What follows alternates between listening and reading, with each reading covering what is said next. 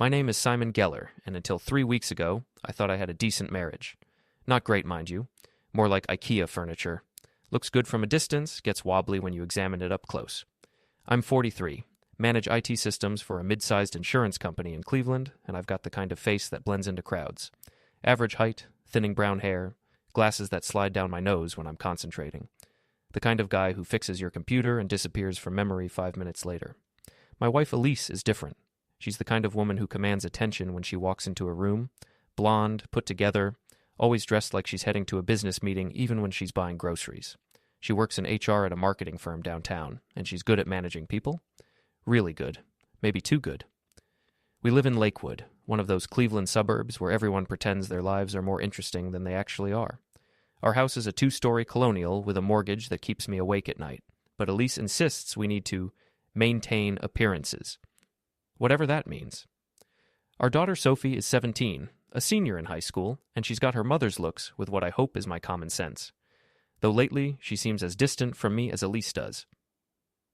It was a Tuesday evening when the first crack really showed. We were sitting around our dining room table, the expensive oak one Elise picked out, eating takeout Chinese because nobody had time to cook anymore. "How was work?" I asked Elise, the same question I'd been asking for 15 years. "Fine," she said, not looking up from her phone. Her fingers moved across the screen with practiced efficiency. "Just dealing with some personnel issues." Sophie picked at her lo mein, earbuds in, lost in whatever teenagers lose themselves in these days. "The Hendersons are getting divorced," Elise said suddenly, still focused on her phone. "Maya told me today. Apparently he was having an affair with someone from his office." "That's rough," I said, though I barely knew the Hendersons beyond the occasional neighborhood wave. Elise finally looked up, and there was something in her expression I couldn't quite read. "Men are so predictable," she said. "They think they're being clever, but they always get caught." Her phone buzzed again. She glanced at it and smiled. Actually smiled. It was the first genuine expression I'd seen from her in weeks. "Who keeps texting?" I asked. "Just work stuff," she said quickly, putting the phone face down on the table. "You know how it is." But I didn't know how it was. My work emails stopped at 5:30, and they certainly never made me smile like that. After dinner, I was in my home office, really just a converted bedroom where I keep my computer and all the tech equipment Elise doesn't want cluttering the nice rooms. I could hear her on the phone downstairs, her voice carrying that particular tone she used when she was talking to her girlfriends, except this didn't sound like girl talk. I crept to the top of the stairs, feeling ridiculous but unable to stop myself. "Can't wait to see you tomorrow," she was saying, her voice soft and intimate in a way it hadn't been with me in months. "He'll be at work until 6, so we'll have plenty of time." My stomach dropped. I know," she continued, and I could hear her moving around the kitchen. "He's so oblivious. Sometimes I wonder if he'd notice if I moved out entirely." She laughed at something the person on the other end said. "Do that thing again with your tongue when you—" She stopped mid-sentence. "Hold on. I think I heard something." I practically sprinted back to my office, my heart hammering. When she called up the stairs 5 minutes later to say she was going to bed, I managed to call back that I'd be up soon, trying to keep my voice steady. Before we dive deeper into this story, I have one small request. Please subscribe, drop a like, comment, and hit that hype button to boost this channel so more people can discover these incredible Reddit stories. But I didn't go to bed soon. I sat in that chair until nearly 2 a.m, staring at my computer screen and trying to process what I'd heard. The next morning, Elise was her usual efficient self. Coffee made, dressed for work, checking her phone constantly. "I might be late tonight," she said, not looking at me. "Team-building thing with the department." "On a Wednesday?" Maya's idea. You know how she is about morale. She grabbed her purse and headed for the door. "Don't wait up." After she left, I sat at the kitchen table with my coffee, looking around at our carefully curated life. The granite countertops Elise insisted we needed. The stainless steel appliances that cost more than my first car. The family photos arranged just so on the refrigerator. It all felt like a stage set now. I was running late for work, but as I headed upstairs to grab my laptop bag, I noticed Elise's personal laptop sitting open on our bed. She must have forgotten it in her rush to leave. I should have just closed it and left. I should have minded my own business. Instead, I sat down and looked at the screen. Her email was open, and the preview pane showed a message from someone named Derek Reynolds. The subject line read, "Can't stop thinking about yesterday." My hands were shaking as I clicked on it. Yesterday was incredible. I can't get enough of you. The way you looked at me when we were in the hotel room. I'm getting excited just thinking about it. Can't wait until you're free of that loser husband of yours. The house will be perfect for us once you get him out of the picture. Love you, D. I stared at the screen until the words started to blur. Then I started scrolling. There were dozens of messages, months of them. Plans for meetings, explicit descriptions of their encounters, and worst of all, detailed discussions about how to handle the Simon problem. In one message, Derek wrote, "Maybe we can make him look unstable? Get him to snap so you can claim he's dangerous?" Elise's response, "He's too weak for that. He'll just crawl away when I tell him I want a divorce. The hard part will be getting the house. My lawyer says if we can prove he's been neglectful or abusive." Another message from last week. "Can't wait to redecorate that dump. First thing I'm doing is getting rid of all his computer junk. Maybe turn that office into a proper gym." I read every single message, every plan, every insult, every intimate detail of their affair. By the time I finished, it was almost noon, and I'd called in sick to work. But I wasn't sick. I was something else entirely. I was done being the oblivious husband. I created a new email account and forwarded every single message to myself. Then I took screenshots of everything, saved them to a flash drive, and uploaded copies to a cloud storage account Elise didn't know about. When I was finished, I closed the laptop and put it back exactly where I'd found it. Then I sat on the edge of our bed and started planning. Elise came home at 11:30 that night, smelling like expensive cologne that wasn't mine. "How was team building?" I asked from the couch, where I'd been waiting with a beer and a baseball game on TV. "Exhausting," she said, not quite meeting my eyes. "Maya had us doing all these trust exercises. You know how she gets?" "Mm-hmm." I took a sip of my beer. "Sounds like Derek had a good time, too." She froze halfway up the stairs. "What?" "Derek Reynolds. From your office, right? Maya mentioned he was there when she called earlier." It was a lie. Maya hadn't called, but Elise didn't know that.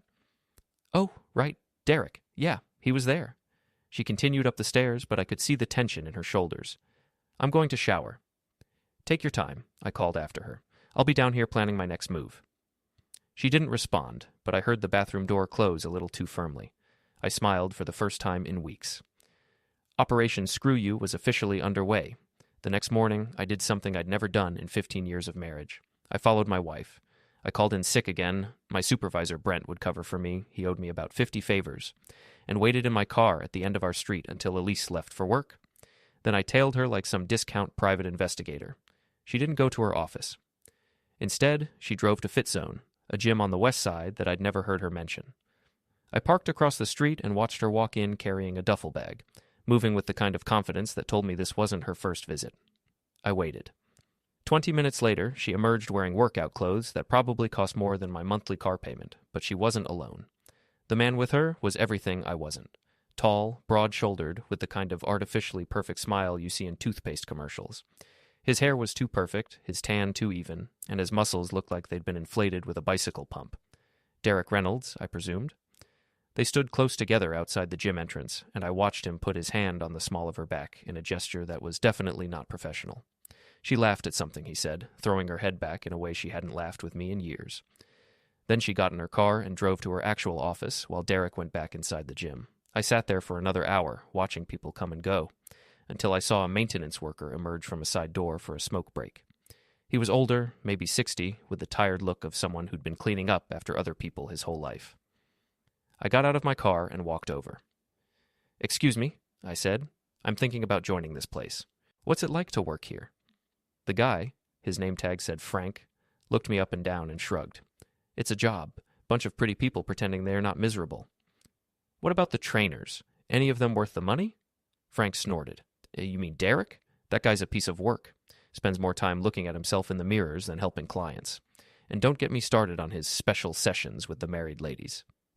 "Special sessions?" "Let's just say he offers a lot of one-on-one instruction in the private rooms."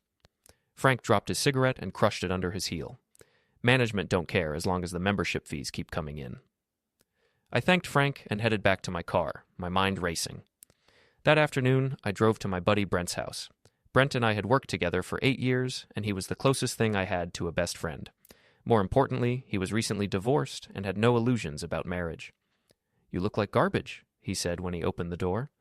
"Thanks. I need to borrow your car tomorrow." "Why?" I told him everything.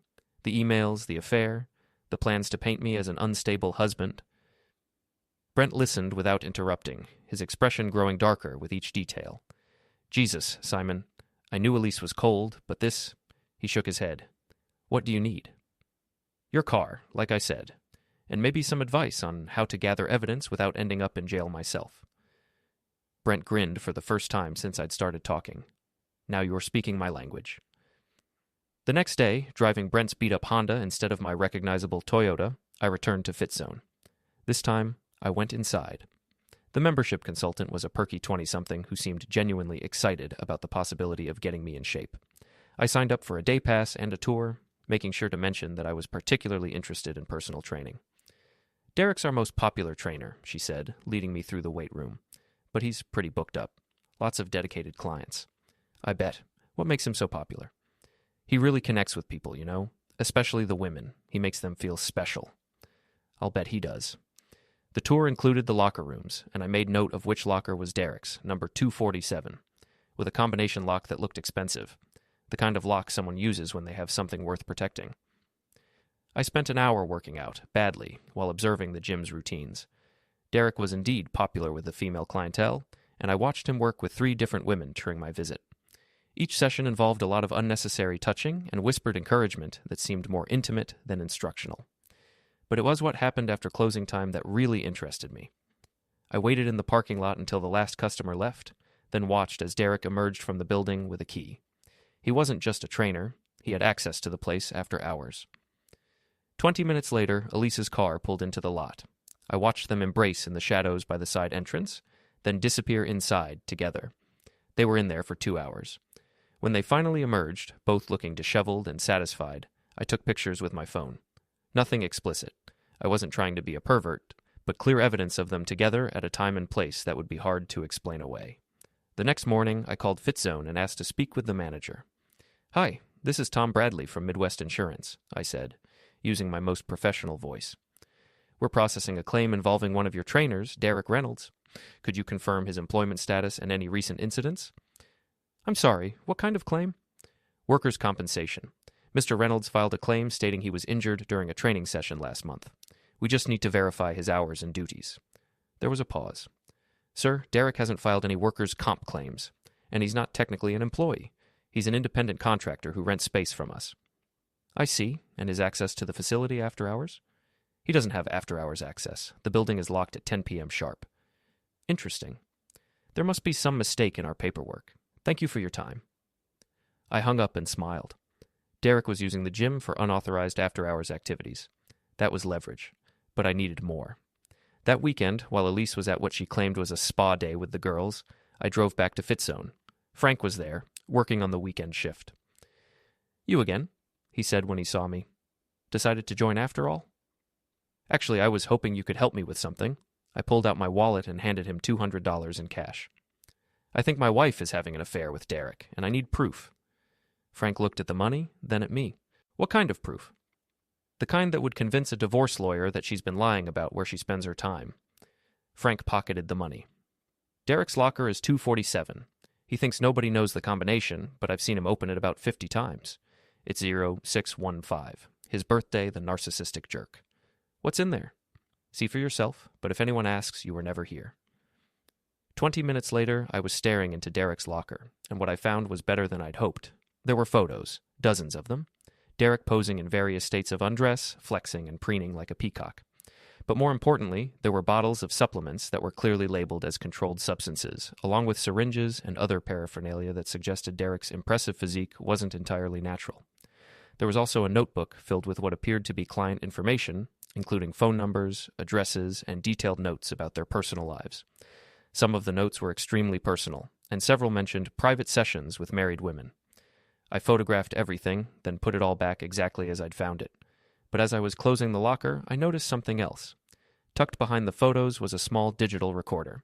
I turned it on and scrolled through the files. There were dozens of recordings, all labeled with dates and initials. I found the one labeled EG from 3 days ago and hit play. Elise's voice filled the small locker room. Told him I was working late again. He's so pathetic. He actually believes me. Sometimes I think he wants to be lied to. Derek's voice. What are you going to do about the house? My lawyer says if we can document a pattern of neglect or emotional abuse, I can claim the full value. Simon's too weak to fight me on it. And if he does fight? Elise laughed, and the sound made my stomach turn. Then we make his life miserable until he gives up. Trust me, I know exactly which buttons to push. I listened to the entire recording, my hands clenched into fists. They weren't just having an affair, they were plotting to destroy me financially and emotionally. But they'd made one crucial mistake. They'd underestimated me. I copied every single recording to my phone, then put the device back where I'd found it. As I left the gym, I was already planning my next move. Elise wanted to play games? Fine. But she was about to learn that I'd been studying the rules a lot longer than she thought. Monday morning, I woke up before my alarm and made coffee for both of us, just like I had every morning for the past 15 years. But this time, I was watching Elise differently. "You seem chipper," she said, eyeing me suspiciously as I handed her a mug.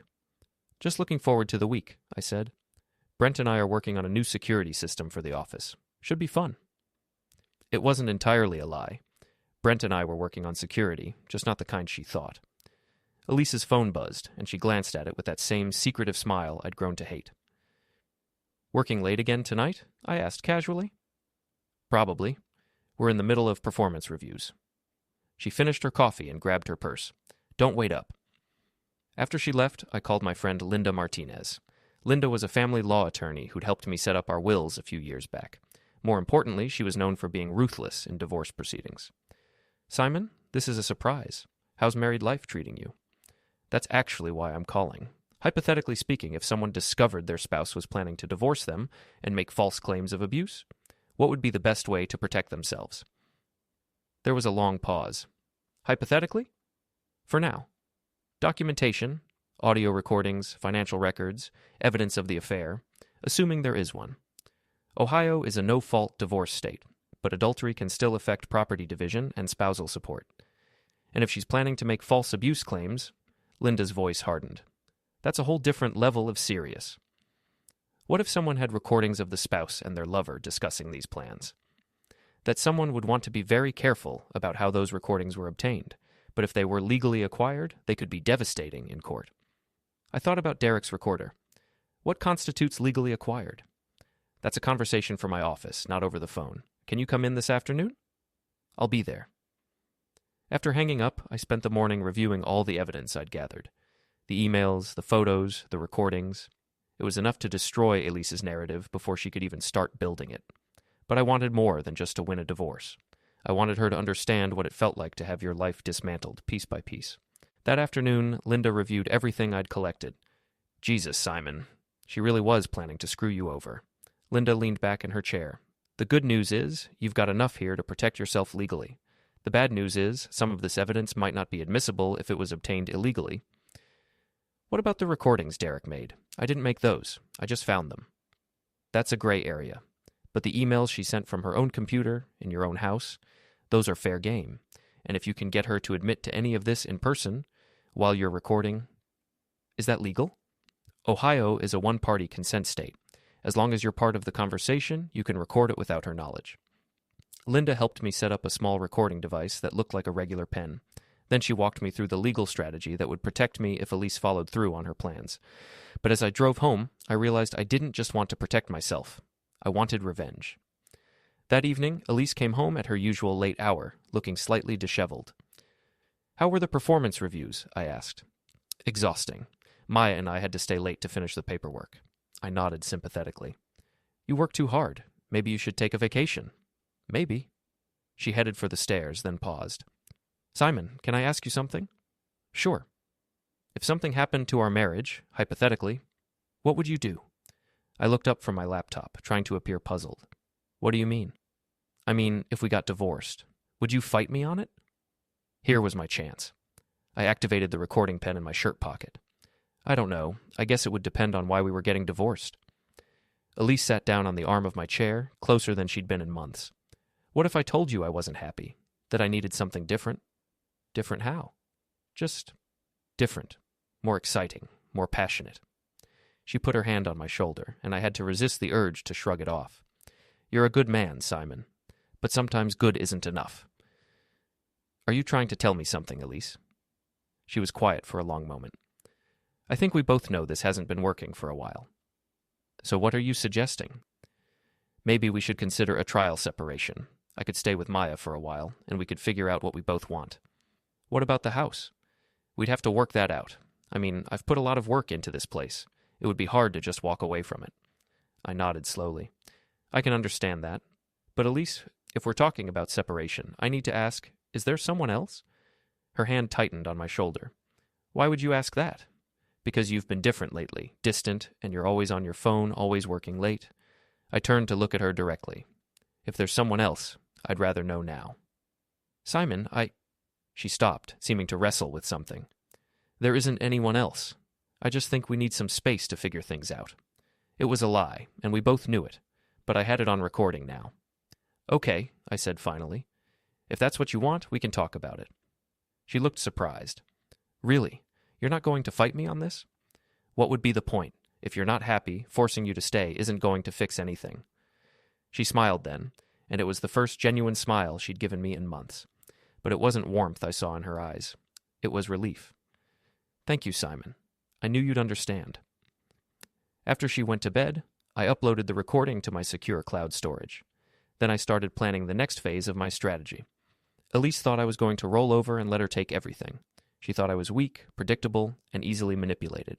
She was about to learn how wrong she was. The next morning, I sent an anonymous email to FitZone's corporate headquarters. It included photos of the controlled substances in Derek's locker, copies of his unauthorized client files, and evidence of his after-hours use of the facility. I also sent a copy to the Ohio State Athletic Commission, which regulates personal trainers. Then I sat back and waited. I didn't have to wait long. By noon, Derek's social media accounts were flooded with angry comments from former clients who'd received calls from FitZone's legal department about their privacy being compromised. His Instagram posts about natural fitness were being mocked by people posting screenshots of the supplement bottles. And by evening, there was a new post on the gym's Facebook page announcing that Derek Reynolds was no longer affiliated with FitZone, and that they were cooperating with authorities regarding serious violations of client privacy and facility usage policies. When Elise came home that night, she was furious. "Did you hear about Derek?" she asked, trying to sound casual. "Derek?" "From my office. Well, he also works at a gym." "Worked. He got fired today over some ridiculous accusations." "That's terrible. What kind of accusations?" "Something about client privacy and using the gym after hours. It's all lies, obviously. Someone's trying to destroy his reputation." "Why would someone do that?" Elise stared at me for a long moment, and I could see the wheels turning in her head.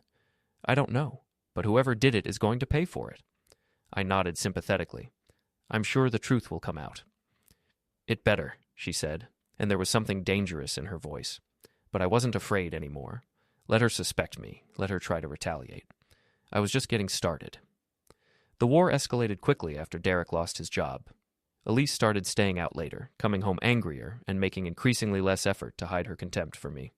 She'd answer her phone in front of me now, speaking in low, urgent tones to someone who was clearly not Maya from HR. "We need to move faster," I heard her say one evening as she paced around the kitchen. "He's not as stupid as we thought." I was in the living room, pretending to watch TV, but I had the recording pen active in my shirt pocket. "No, I don't think he knows about us specifically," she continued, "but someone's been asking questions. Derek thinks it might be his ex-wife, but I'm not so sure." She listened for a moment, then laughed bitterly. "Fine, but if we're doing this, we're doing it right. I want him out of this house by the end of the month." That night, after she went to bed, I made copies of everything I'd recorded and stored them in 3 different locations. Then I started working on phase 2 of my plan. I'd been thinking about what Frank had told me about Derek's special sessions with married clients.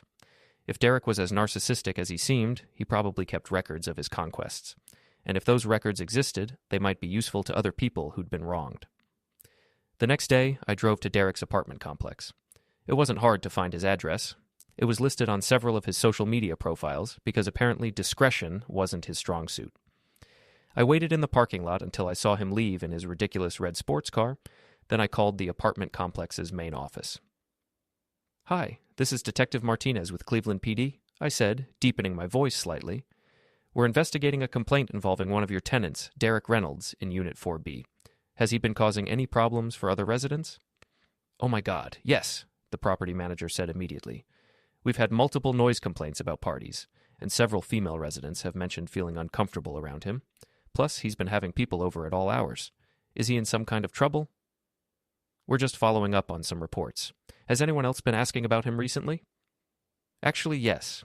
His ex-girlfriend came by yesterday demanding to get into his apartment. She was pretty upset about something. We had to call security. Interesting. Did she leave her name? Jennifer something. She said Derek had some of her property and she wanted it back. After I hung up, I did some research on Derek's social media history. It didn't take long to find Jennifer Walsh, a fitness instructor who'd been tagged in dozens of Derek's photos until about 6 months ago, when the tags suddenly stopped. I found her Instagram account and sent her a direct message. Hi Jennifer, I'm investigating Derek Reynolds for insurance fraud. Would you be willing to share any information about his business practices or personal conduct? This is confidential. She responded within an hour. That piece of garbage ruined my life. Call me. We met at a coffee shop in downtown Cleveland the next day. Jennifer was attractive in the same artificial way as Derek, but there was a hardness in her eyes that spoke of recent pain. Derek is a sociopath, she said without preamble. He records everything. Every conversation, every encounter, every private moment. He gets off on having power over people. What kind of recordings? Audio, video, photos. He's got files on dozens of women, clients, girlfriends, random hookups. He uses them for blackmail when people try to leave him or cause him problems. My pulse quickened. Do you know where he keeps these files? Hidden on his computer, but also backed up to some cloud storage account. He showed me some of them once, thought it was funny. There were married women begging him not to tell their husbands, clients who'd paid him for special services, all kinds of sick stuff. Would you be willing to help me get access to those files? Jennifer smiled, and it wasn't a pleasant expression. What did you have in mind? It took us 3 days to plan it properly. Jennifer still had a key to Derek's apartment from their relationship, and she knew his routines well enough to predict when he'd be out. The plan was simple. Jennifer would go in, copy his computer files to a portable drive, and get out. I would wait in the parking lot as a lookout. But when Jennifer emerged from Derek's apartment building, she was carrying more than just a flash drive. I got everything, she said, climbing into my car. But Simon, you need to see this stuff. It's worse than I thought. We drove to a nearby McDonald's and sat in the parking lot while Jennifer showed me what she'd found. There were hundreds of files, photos, videos, audio recordings, and detailed written logs of Derek's encounters with various women. Some of the women were clearly unaware they were being recorded. Others seemed to be willing participants in whatever games Derek was playing. But it was the folder labeled EG that made my hands shake. There were dozens of videos of Elise and Derek together, clearly taken without her knowledge. But more disturbing were the audio files where Derek was talking to someone else, apparently another man, about Elise. She's completely under my control, Derek's voice said in one recording. Thinks she's using me to get rid of her husband, but really I'm just using her to get access to his money. Once the divorce goes through and she gets the house, I'll dump her and move on to the next mark. The other voice laughed. What if she figures it out? She won't. She's too desperate to feel wanted. Besides, I've got enough dirt on her now to keep her quiet if she tries to cause trouble. I sat in stunned silence as the recording continued. The husband's the real problem, Derek continued. He's been asking questions, and I think he might be onto us. We might need to speed up the timeline. How? Make him look unstable. Get him fired, maybe arrested. Elise is already working on that angle. Jennifer was watching my face as I listened. I'm sorry, she said quietly. I know this is hard to hear. Hard didn't begin to cover it. I felt like I'd been punched in the stomach. But beneath the pain was something else. A cold, calculating anger that I'd never felt before. Jennifer, I said slowly, how would you feel about helping me destroy both of them? Her smile was sharp as a blade. I thought you'd never ask. We spent the next 2 hours going through Derek's files and planning our attack. Jennifer knew Derek's weaknesses, his vanity, his need for control, his complete inability to imagine that anyone might be smarter than him. And I knew Elise's weaknesses, her need to appear perfect, her fear of public embarrassment, and her absolute certainty that I would never fight back. They were both about to learn how wrong they were. The first strike came that Friday. Derek had a habit of posting daily workout videos on his social media accounts, usually shirtless and flexing for his followers. But when he posted his video that morning, the comments section quickly filled with screenshots from his private files. Someone, definitely not me, officer, had created anonymous accounts and started posting evidence of Derek's recording habits. Within hours, his Instagram and TikTok accounts were flooded with angry comments from women who recognized themselves in the leaked photos.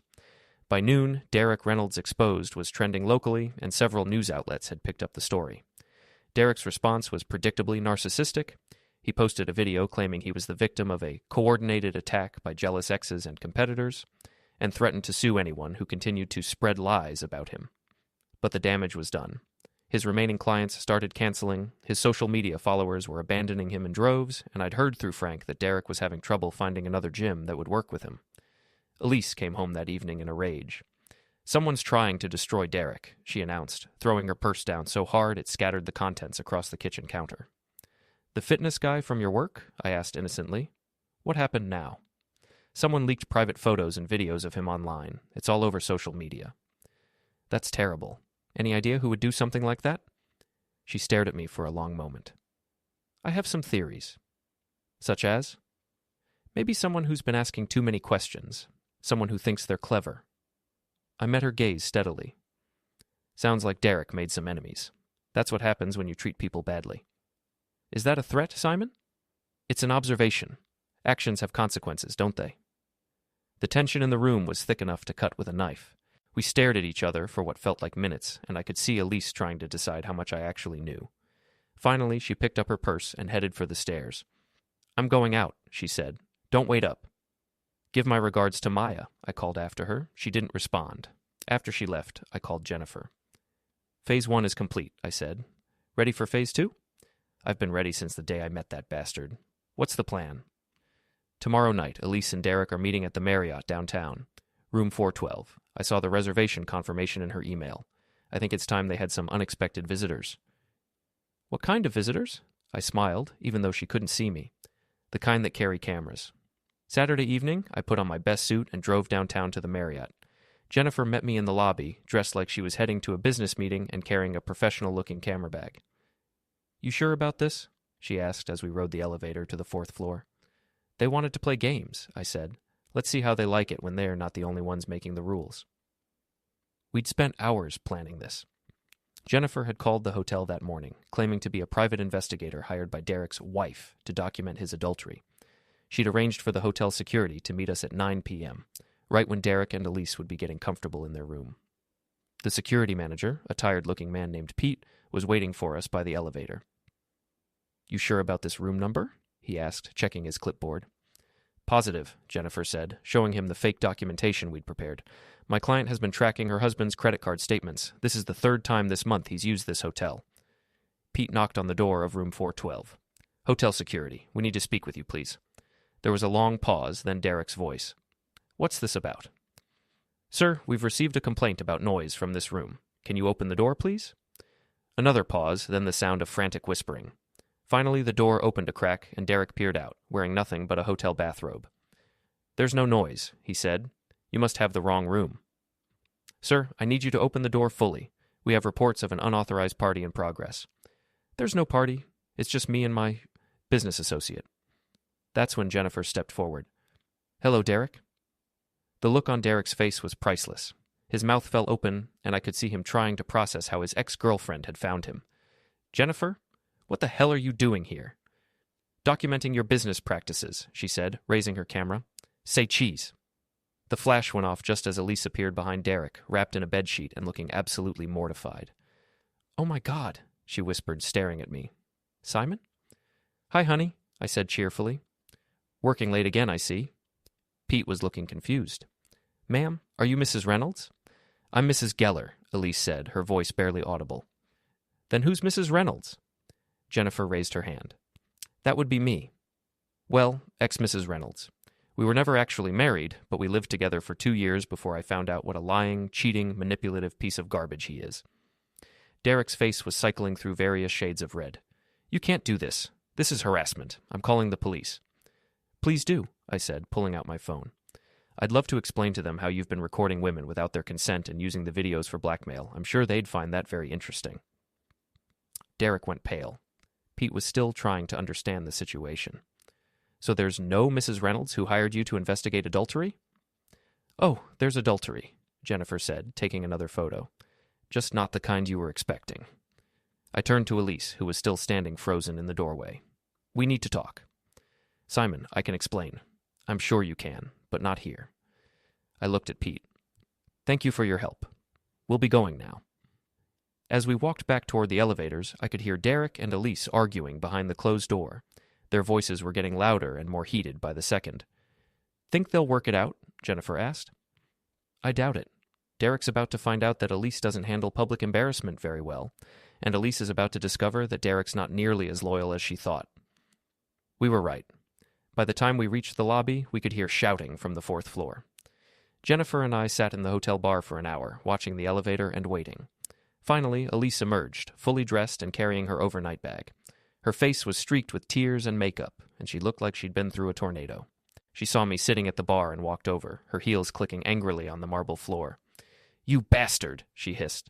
"How long have you known?" "Long enough," I said calmly. "Drink?" "This isn't over, Simon. You think you're so clever, but you have no idea what you've started." "Actually, I think I have a pretty good idea. You and Derek were planning to paint me as an abusive husband, take the house in the divorce, and ride off into the sunset together. How am I doing so far?" She stared at me in shock. "How did you know about your plan?" "Elise, you sent dozens of emails from your own computer. You had hours of phone conversations in our house. And your boyfriend has a habit of recording everything." I gestured to Jennifer. "Meet Jennifer Walsh. She's Derek's ex, and she was kind enough to share some very interesting files with me." Elise looked like she was going to be sick. "Oh, and Elise, Derek's been playing you from the beginning. He never planned to stay with you after the divorce. You were just a way to get access to my money." "That's not true." I pulled out my phone and played one of Derek's recorded conversations. Elise's face crumpled as she heard him describing her as a desperate mark and discussing his plans to dump her once he got what he wanted. 16 years of marriage, I said quietly. "And this is how you wanted to end it, with lies and manipulation and fake abuse claims." Tears were streaming down her face now. "Simon, please. We can work this out. I made a mistake, but we can fix this." "No, we can't. But don't worry. I'm not going to destroy you the way you planned to destroy me. I'm better than that." She looked relieved for a moment. "I'm going to do something much worse," I continued. "I'm going to let you destroy yourself." I stood up and dropped a 20 on the bar. "The divorce papers will be filed Monday morning. I suggest you find yourself a good lawyer. You're going to need one." As I walked away, I could hear her sobbing behind me. Jennifer caught up with me in the parking lot. "That was brutal. She would have done worse to me."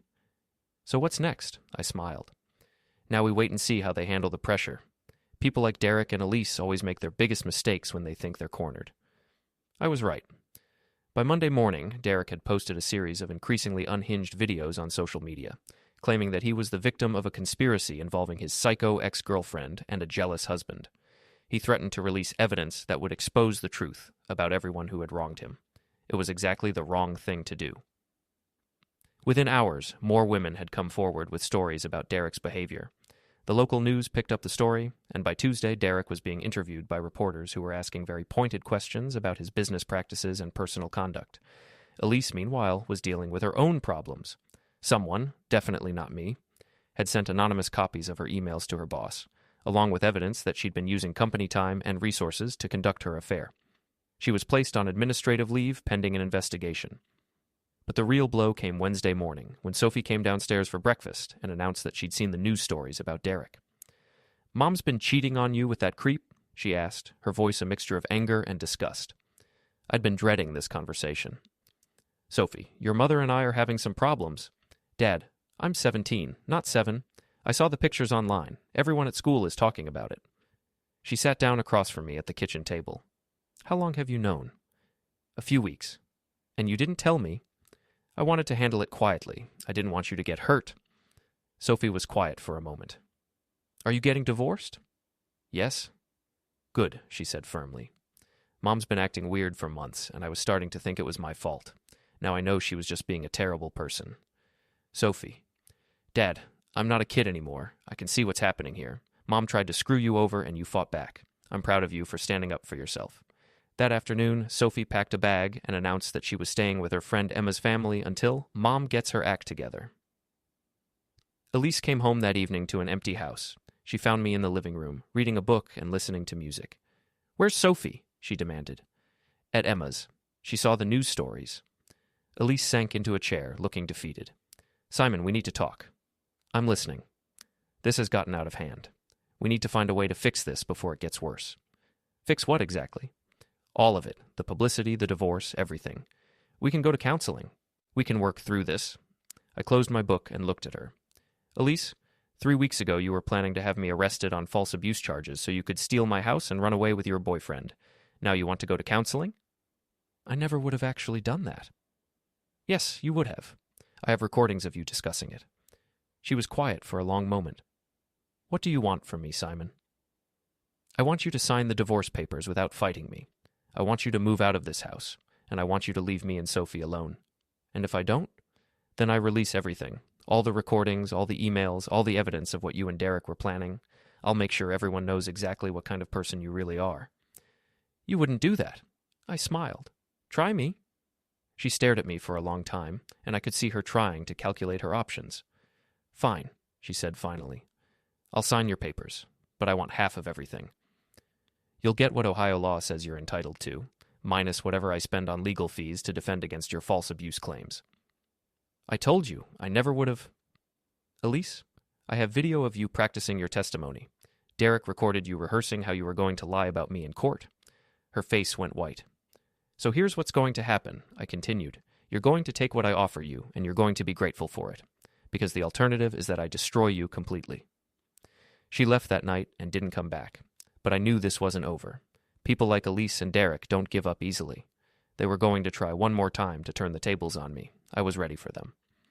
The final confrontation came 2 weeks later, on a Thursday night when Cleveland was getting hammered by one of those spring thunderstorms that make you remember why people move to Florida.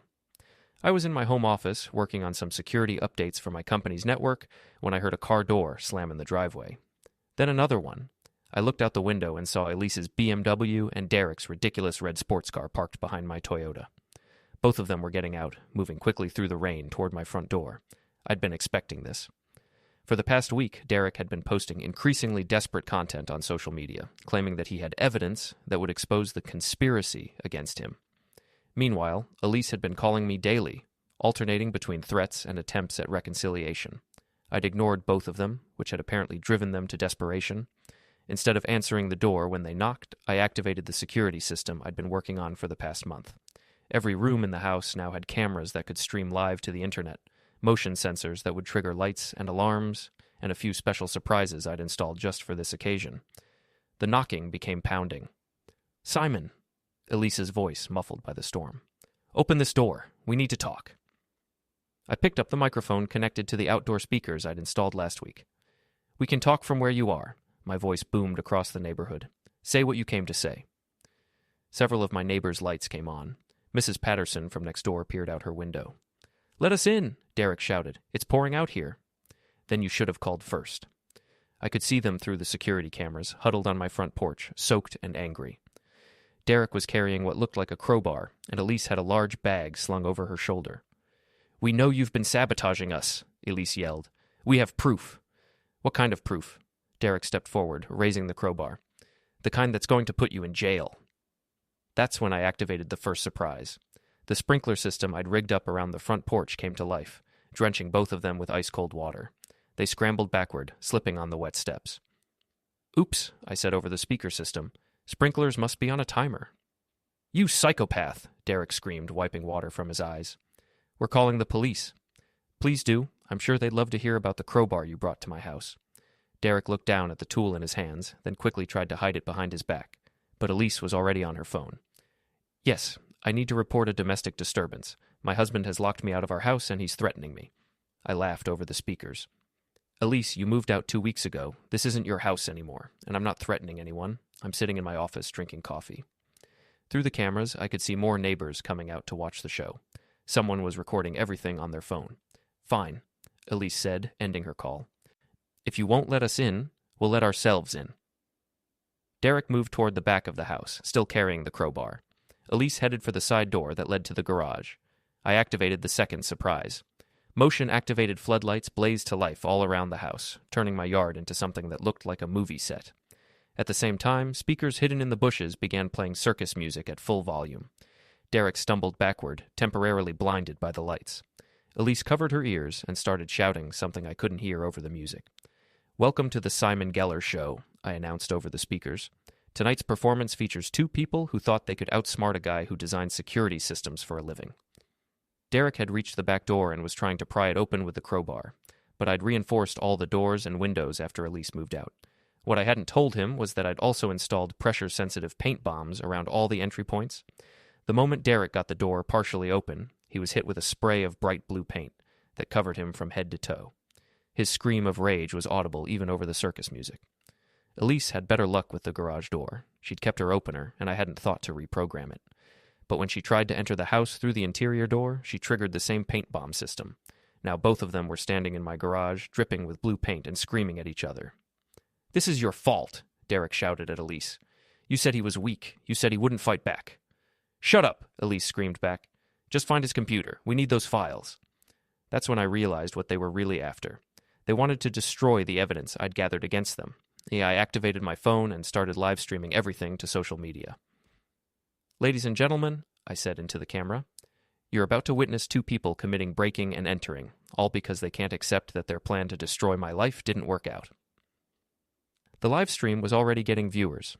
Comments were pouring in from people who'd been following the Derek Reynolds scandal. Elise and Derek had made it into the kitchen, leaving blue paint footprints on my white tile floor. They were arguing loudly about where to look first. "His office is upstairs," Elise was saying. "All his computer stuff is up there." They started climbing the stairs, still dripping paint and leaving a trail that would make them easy to track. I waited until they reached the top, then activated the third surprise. I'd rigged the upstairs hallway with a fog machine and strobe lights, turning it into something like a haunted house. Derek and Elise stumbled around in the flashing darkness, bumping into walls and each other. "I can't see anything," Derek shouted. "Find a light switch," Elise yelled back. But I'd already thought of that. I'd disconnected all the regular light switches and routed everything through my security system. They fumbled their way toward my office, guided by the glow from my computer monitors. But when they tried to open the door, they discovered I'd installed an electronic lock that required a keypad code. Derek started hitting the door with his crowbar, but I'd reinforced it with steel plates. "Simon," Elise screamed, "stop this. We just want to talk." "We're talking now," I replied over the intercom. "Tell me, what exactly did you hope to accomplish by breaking into my house?" "We want the files you stole from Derek." "I didn't steal anything. Your boyfriend recorded everything himself. I just made copies." Derek had managed to crack the door frame, but when he finally got the door open, he was hit with the fourth surprise, a cloud of glitter that covered him in sparkling silver. Now he was blue and sparkly, stumbling around my office like a demented disco ball. The livestream viewers were loving it. The comment count was climbing rapidly, and I could see that local news outlets were starting to share the video. Elise had found my main computer and was trying to access it, but of course it was password protected. "What's your password?" she demanded. "Try Elise Cheater," I suggested. She actually tried it. "Very funny," she snarled when it didn't work. Derek was searching through my file cabinets, getting glitter on everything he touched. "There's nothing here," he said. "It's all just work stuff." "That's because I'm not stupid enough to keep evidence in an obvious place," I told them. "Did you really think I'd make it that easy?" That's when I heard the sirens. Someone in the neighborhood had called the police about the noise and lights. Through my security cameras, I could see 2 patrol cars pulling into my driveway. "Attention, this is the Cleveland Police Department," a voice called through a megaphone. "We've received reports of a disturbance at this address." Derek and Elise looked at each other in panic. "We need to get out of here," Derek said. "How?" Elise asked. "We're covered in paint and glitter." "Should have thought of that before you broke into my house," I said over the intercom. The police were at my front door now, knocking loudly. I went downstairs and let them in, making sure to keep the live stream running on my phone. "Officers, thank goodness you're here," I said. 2 people just broke into my house. They're upstairs in my office." The officers, a veteran cop named Rodriguez and a younger officer named Thompson, looked around at the paint footprints and glitter trail. "Sir, can you explain what happened to your house?" Officer Rodriguez asked. "Home security system," I said. "I've been having problems with break-ins, so I installed some deterrents." We could hear Derek and Elise arguing upstairs, their voices carrying clearly through the house. "How many intruders are there?" Officer Thompson asked. 2, my ex-wife and her boyfriend. They've been harassing me since I filed for divorce." The officers exchanged glances. "Sir, we're going to need you to turn off the lights and fog machine so we can safely apprehend the suspects." "Of course." I used my phone to deactivate the special effects. The officers went upstairs, and I followed with my phone still recording. Derek and Elise were trapped in my office, covered in paint and glitter, surrounded by evidence of their break-in.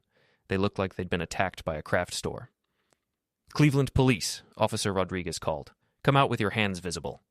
Derek tried to run, but he slipped on the glittery paint and went down hard, sliding across my office floor like a sparkly blue penguin. Elise just stood there, looking defeated. "Ma'am, are you Elise Geller?" Officer Thompson asked. "Yes," she said quietly. "Ma'am, do you live at this address?" "Not anymore." "Then can you explain why you're here?" Elise looked at me, then at the officers, then at Derek, who was still trying to get up from the floor. "We just wanted to get some files," she said finally. "What kind of files?" "Computer files, personal stuff." Officer Rodriguez looked at me. "Sir, are these your files she's talking about?" "Yes. Evidence of their plan to defraud me in our divorce proceedings." "And did you give them permission to enter your house tonight?" "Absolutely not. I have security footage of them breaking in through the garage." The officer spent the next hour taking statements and examining the evidence. The paint bombs, the glitter, the security footage.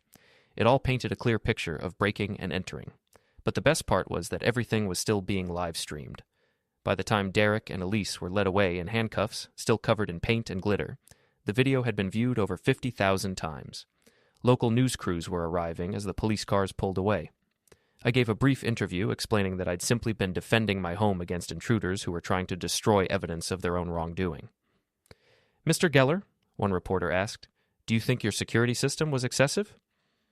I looked directly into the camera. I think people who break into other people's houses shouldn't complain about getting painted and glittered, play stupid games, win stupid prizes. The story went viral overnight.